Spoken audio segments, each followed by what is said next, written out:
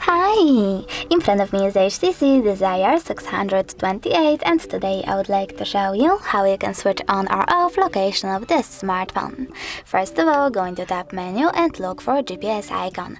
Then tap on it. As you can see, now it's pink. That means that location is on.